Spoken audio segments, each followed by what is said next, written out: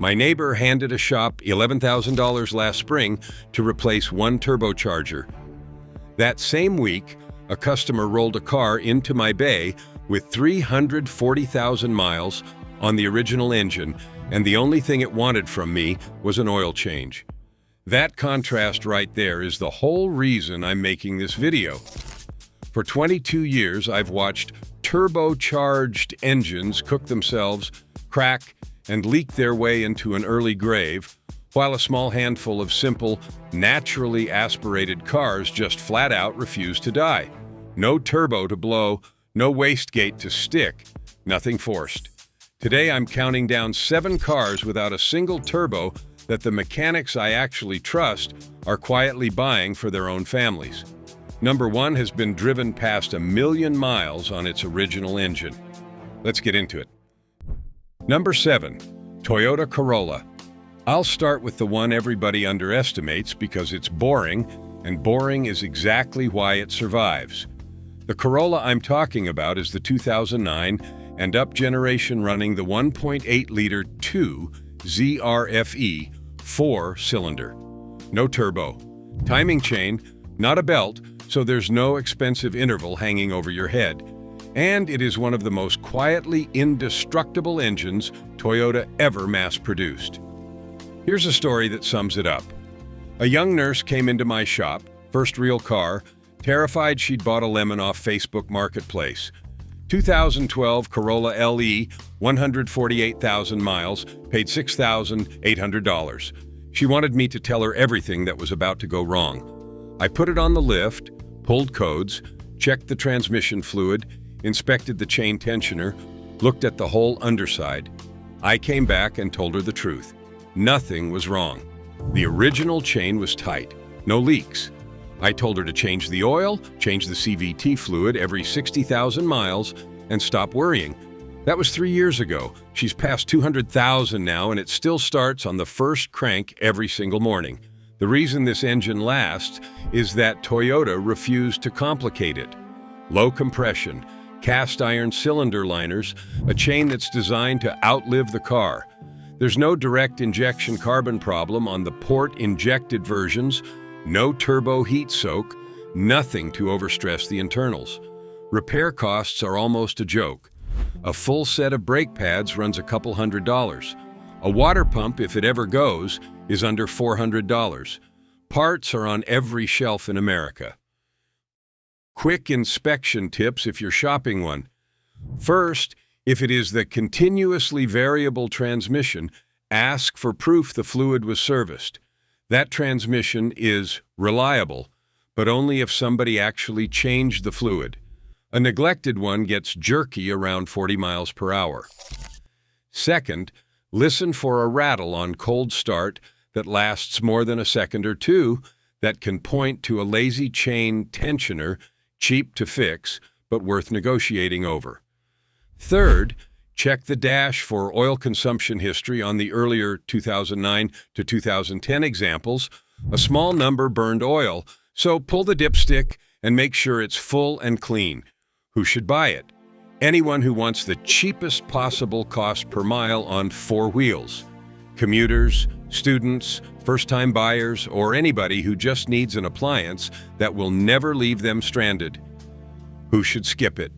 If you want anything resembling excitement, this isn't it. It's transportation, full stop. But if the mission is run forever for almost nothing, the Corolla is the entry point.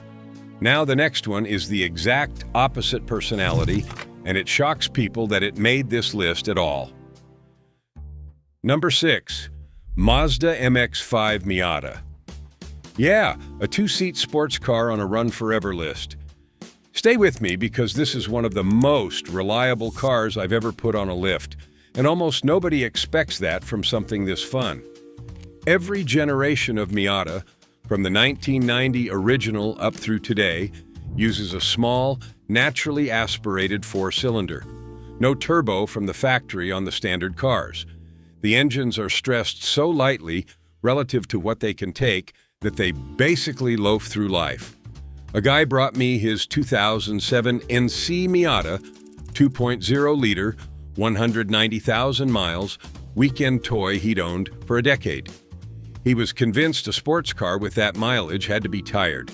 I did a compression test on all 4 cylinders. Every one of them was strong and dead even. The engine had barely aged. The reason is simple physics.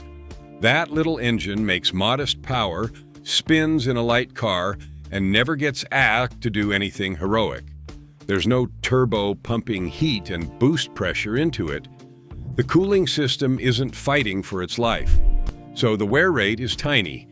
These things regularly cross 200,000 miles on original internals, and the enthusiast community is full of examples well past 300,000. That's part of why tuners love swapping other engines into them. The chassis outlives everything. Shopping tips, and these matter more on a sports car. First, rust. Older Miatas can rot at the rear fenders and the frame rails, especially in salt states. Get underneath it or have someone do it for you. A clean body Miata is worth paying up for.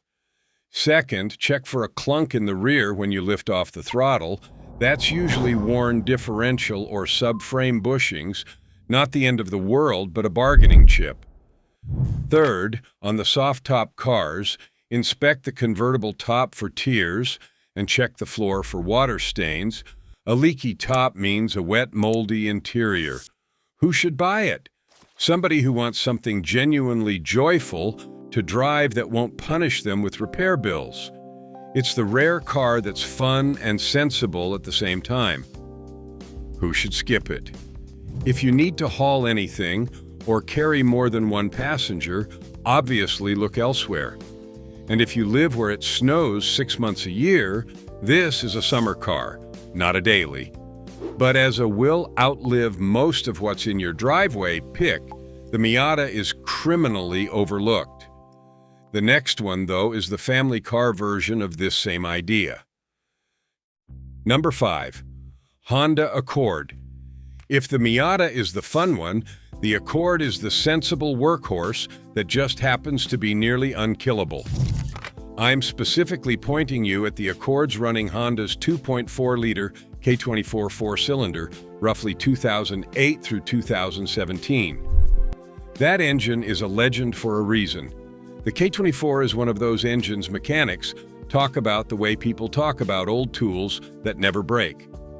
Aluminum block and head, timing chain, port injection on most of these years, and a bottom end that is basically overbuilt for the power it makes. I had a rideshare driver come in with a 2013 Accord, 261,000 miles, still on the original engine and transmission. He drives for a living, so that is real, hard, stop-and-go mileage. His entire repair history over 8 years? Brakes, tires, one alternator, and a couple of motor mounts. That's it. The engine had never been opened.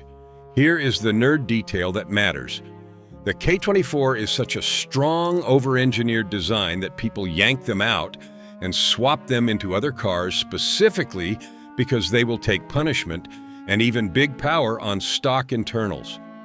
That is the ultimate compliment for a durability engine, when the tuning world treats your grocery getter motor as a performance building block.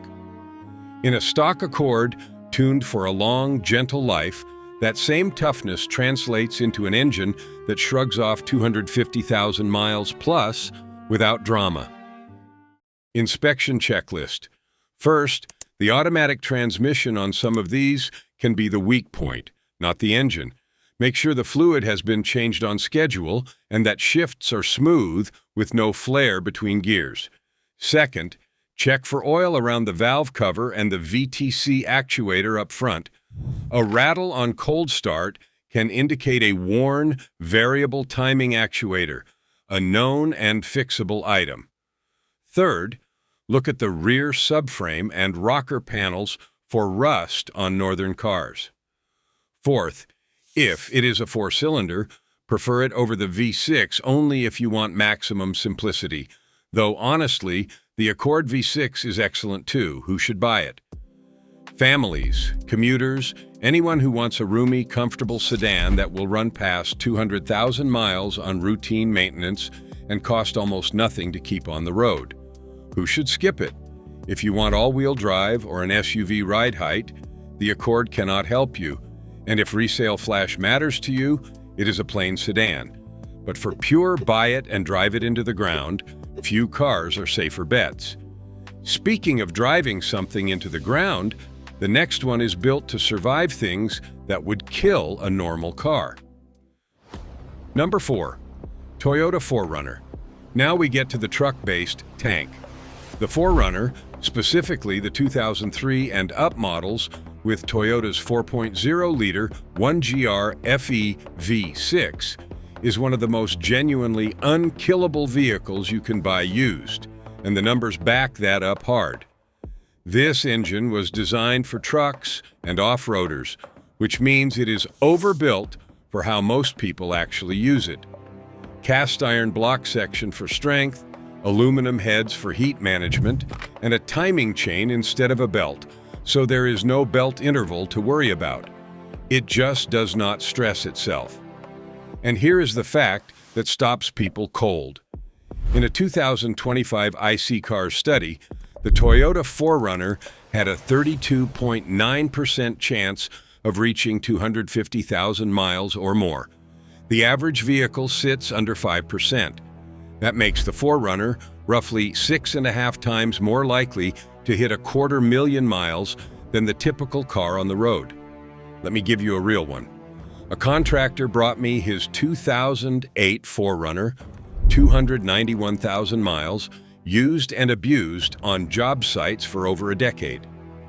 He wanted to know if it was finally time to let it go. I went through the whole drivetrain.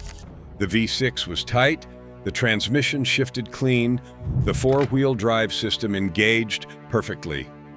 I told him the truth, which he did not want to hear because he was hoping for an excuse to buy something new. This thing has another 100,000 miles in it, easy. Off-road and overlanding communities are full of these engines past 300,000 miles with nothing but fluids and filters. Shopping tips. First, on the V8 versions of these earlier trucks, the 4.7-liter uses a timing belt, so if you find one of those, make sure the belt was done. On the V6, you are chain-driven and do not have that concern. Second, get underneath and check the frame for rust, especially in salt regions. The frame outlives the body, but you still want to see solid steel. Third, test the four-wheel drive by engaging it in a safe, low-speed situation and listening for clean engagement, no grinding.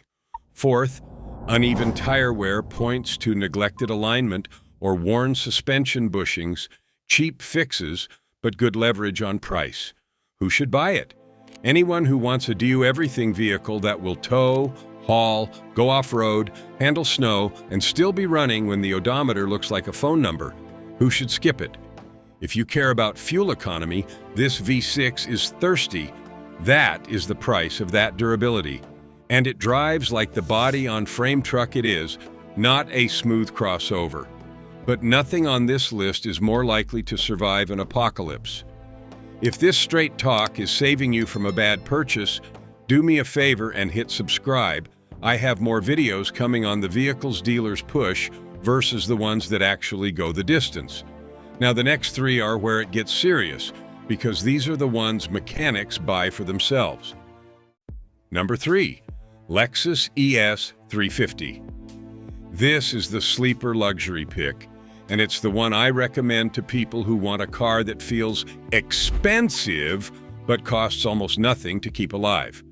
The ES 350 from roughly 2007 onward is powered by Toyota's 3.5-liter 2GR FE V6, an engine a lot of people in the industry will straight up call the most reliable, naturally aspirated six-cylinder ever built. That's not me being dramatic. This same 2GR family powered the Camry, the Avalon, the Highlander, the RX 350, and it was so respected that Lotus, an actual British sports car company, put it in the Evora. When a boutique performance brand borrows your economy car V6, you built something special. It's all aluminum, it uses a forged steel crankshaft, cast iron cylinder liners for strength, and a timing chain designed to last the life of the engine. There's no turbo heat, no belt interval, nothing exotic to fail. I had a semi-retired customer, an accountant who bought a 2011 ES 350 with 74,000 miles for around $16,000, half of what a comparable new luxury sedan cost. He drove it for years. He came back at 214,000 miles, asking what major work was coming. I inspected the whole thing and told him to replace the water pump as preventive maintenance and keep driving. That was it. Owners on the forums routinely report these V6 engines past 300,000 miles with only minor items, a coolant pipe here, an engine mount there. One honest note so you buy the right one. The early 2GR-FE engines, before about 2010, had a rubber oil supply line for the variable valve timing system that could leak. Toyota replaced it with a metal line on later builds. So on a pre-2010 car, ask whether that line was updated. It is a known, cheap fix, and once it is done, the engine is essentially bulletproof. Who should buy it?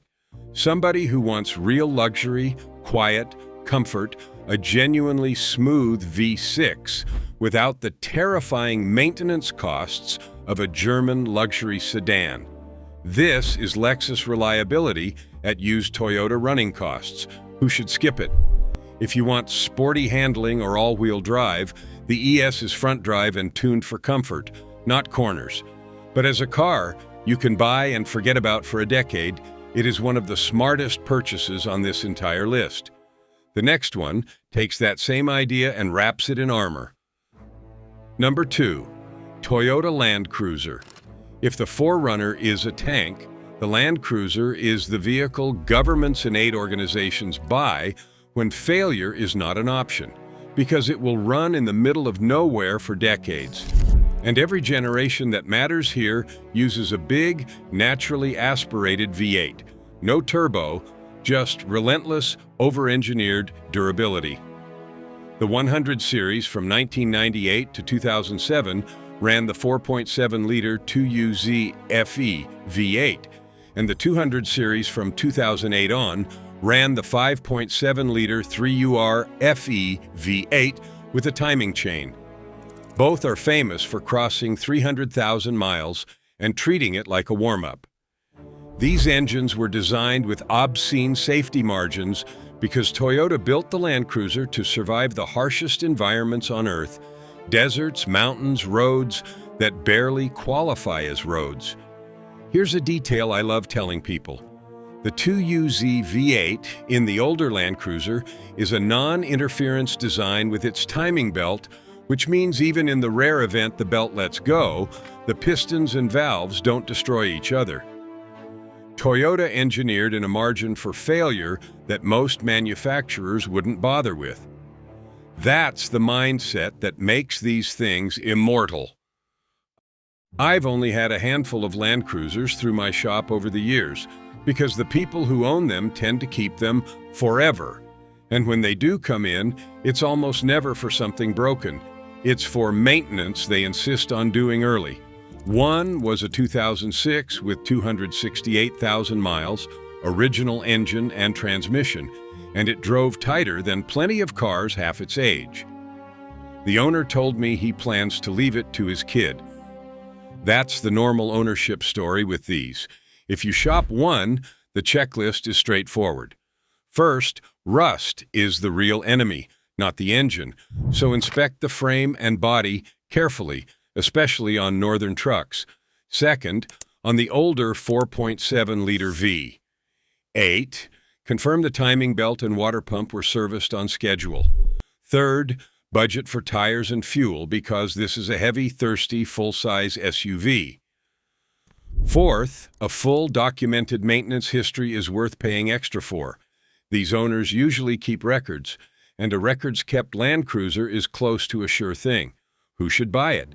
Somebody who wants the single most durable body-on-frame SUV Toyota makes and plans to keep it for 15 or 20 years. Who should skip it? If fuel economy or purchase price matters, these hold their value so well that they're never cheap, and the V8 drinks. But you're buying a vehicle that will genuinely outlast you if you maintain it. And that brings us to number one, the car that literally proved a naturally aspirated engine can be driven 1,000,000 miles. Number one, Lexus LS 400 and LS 430. This is the crown, and there's a real documented reason it sits at the top.